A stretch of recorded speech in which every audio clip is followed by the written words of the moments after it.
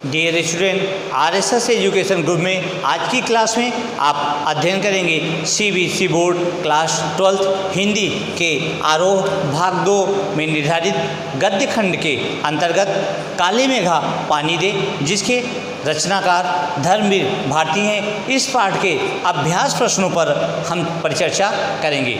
तो आइए प्रारंभ करते हैं धर्मवीर भारती द्वारा रचित काले मेघा पानी दे पाठ के महत्वपूर्ण प्रश्न और उत्तर को। आपका पहला प्रश्न है, लोगों ने लड़कों की टोली को मेढक मंडली नाम किस आधार पर दिया? यह टोली अपने आप को इंद्र सेना कहकर क्यों बुलाती थी? तो देखिए, इसका उत्तर आप लिख सकते हैं, लोग जब इन लड़कों की टोली को कीचड़ में धंसा देखते, उनके नंगे शरीर को, उनके शोर शराबे को तथा उनके कारण गली में होने वाली कीचड़ या गंदगी को देखते हैं तो वे इन्हें मेढक मंडली कहते हैं। लेकिन बच्चों की यह टोली अपने आप को इंद्र सेना कहती थी, क्योंकि ये इंद्र देवता को बुलाने के लिए लोगों के घर से पानी मांगते थे और नहाते थे। प्रत्येक बच्चा अपने आप को इंद्र कहता था, इसलिए यह इंद्र सेना थी। कहने का आशय यह है कि बच्चे जब भगवान इंद्र से आह्वान करते थे वर्षा करने के लिए, तो वे गली मोहल्ले में यही अपने आप को बताते थे कि हम लोग इंद्र सेना हैं, अर्थात भगवान इंद्र की सेनाएं हैं। जब हम भगवान इंद्र से वर्षा के लिए आह्वान करेंगे तभी वर्षा होगी। तो इस अंधविश्वास में लोग अपने घरों में एकत्रित पानी उनके ऊपर फेंक देते थे, डाल देते थे। और इस पाठ का दूसरा प्रश्न है, जीजी ने इंद्र सेना पर पानी फेंके जाने को किस तरह सही ठहराया? तो इसका उत्तर आप लिख सकते हैं, जीजी ने इंद्र सेना पर पानी फेंके जाने के समर्थन में कई तर्क दिए जो निम्नलिखित हैं, जिसे उन्होंने सही ठहराया। नंबर 1, किसी से कुछ पाने के लिए सबसे पहले कुछ चढ़ावा देना पड़ता है। इंद्र को पानी का अर्थ चढ़ाने से ही वे वर्षा के जरिए पानी देंगे। नंबर 2, त्याग भावना से दिया गया दान ही फलीभूत होता है। जिस वस्तु की अधिक ज़रूरत है उसके दान से ही फल मिलता है। पानी की भी यही स्थिति है।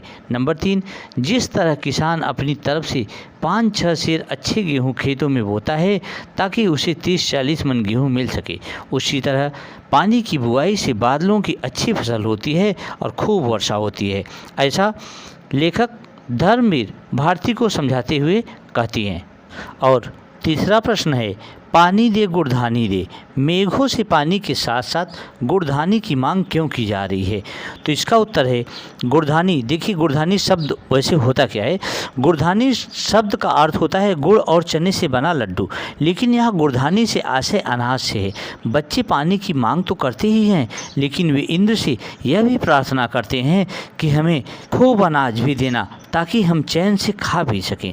केवल पानी देने से हमारा कल्याण नहीं होगा, खाने के लिए अन्न भी चाहिए, इसीलिए हमें गुड़धानी भी दो।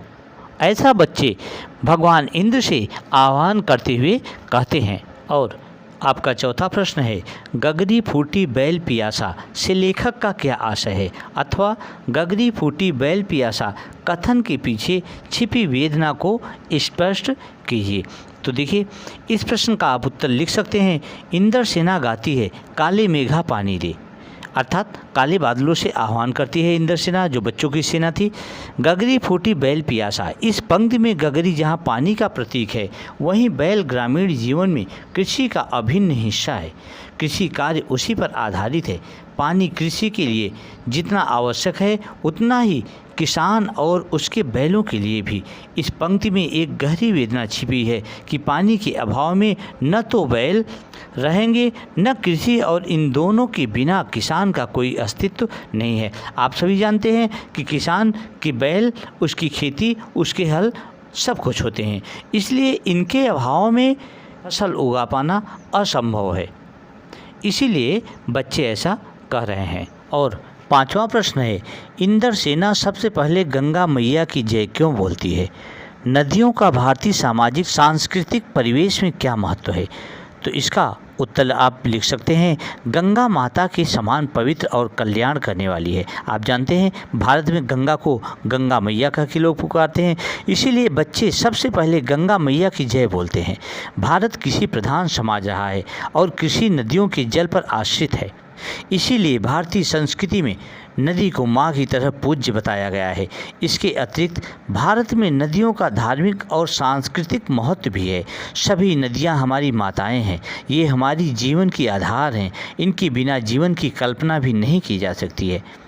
और गंगा इन सभी नदियों में सबसे प्रमुख, पवित्र और कल्याणकारक मानी गई हैं। इसीलिए बच्चे पहले गंगा मैया की जय बोलते हैं। शायद यही कारण हो सकता है जो बच्चे इंद्र सेना की जो टोली है वो सबसे पहले गंगा मैया की जय बोलती है, क्योंकि हमारे भारतीय समाज में गंगा को माँ कह के पुकारा जाता है और गंगा को सभी नदियों में श्रेष्ठ और पवित्र भी माना जाता है। तो इस प्रकार से आप इसका उत्तर लिख सकते हैं। आपके अभ्यास प्रश्न का 6वां और इस पाठ का अंतिम प्रश्न है, रिश्तों में हमारी भावना शक्ति का बढ़ जाना विश्वासों के जंगल में सत्य की राह खोजती हमारी बुद्धि की शक्ति को कमज़ोर करती है। पाठ में जीजी के प्रति लेखक की भावना के संदर्भ में इस कथन के औचित्य की समीक्षा कीजिए। देखिए, इसमें आपको अपने मनोभावों को भी व्यक्त करना है, तो मैं इस प्रश्न का उत्तर आपको संकेत स्वरूप बता दे रहा हूँ और आप इसे और भी अधिक अपने मनोभावों के अनुसार व्यक्त कर सकते हैं। उत्तर है, यह कथन पूर्णतः सत्य है। रिश्तों में हमारी भावना शक्ति बढ़ जाती है। ऐसे में विश्वासों के जंगल में सत्य की राह खोजती हमारी बुद्धि की शक्ति कमज़ोर हो जाती है। इस पाठ में जीजी लेखक को बेपनाह स्नेह करती हैं। वे अपने तरह की धार्मिक क्रियाएं, पूजा अनुष्ठान लेखक से करवाती थी, जिन्हें लेखक अंधविश्वास मानता था। यद्यपि लेखक इंद्र सेना पर पानी फेंकने से मना कर देता है, पर जब जीजी अपने तर्क देती हैं तो लेखक उन तर्कों को काट नहीं पाता, क्योंकि उन तर्कों के पीछे भावनात्मक लगाव था। भावना में जीवन के अनेक सत्य छिप जाते हैं। भावना में तर्क का स्थान नहीं होता, वहाँ विश्वास ही प्रमुख होता है। विश्वास खंडित होने पर रिश्ते समाप्त हो जाते हैं तथा समाज का ढांचा बिखर जाता है। इसीलिए लेखक तर्कशील होते हुए भी जीजी की तर्कों से परास्त हो जाता है। आप जानते हैं, लेखक, आपने पाठ में पढ़ा है, लेखक आर्य समाज का सदस्य था और इसलिए वह अंधविश्वास और ये भारतीय कुरीतियों से चिढ़ता था। उसे ये सारे विश्वास पाखंड लगते थे, इसलिए वह इनका खंडन करता था। किंतु जिससे उसका अधिक लगाव था, अर्थात जीजी, उसके इस जब वह उनसे तर्क वितर्क करता है तो इन तर्कों का भी खंडन करती हैं और बहुत सारे उसको उदाहरण देती है। तब लेखक चुप हो जाता है। लेखक को समझ में नहीं आता कि अब इसके आगे मैं कौन सा तर्क दूं। तो इस प्रकार से आप इन प्रश्नों का उत्तर लिखकर अपने मनोभावों को व्यक्त कर सकते हैं। तो बच्चों, आशा है यह वीडियो आपको पसंद आई होगी।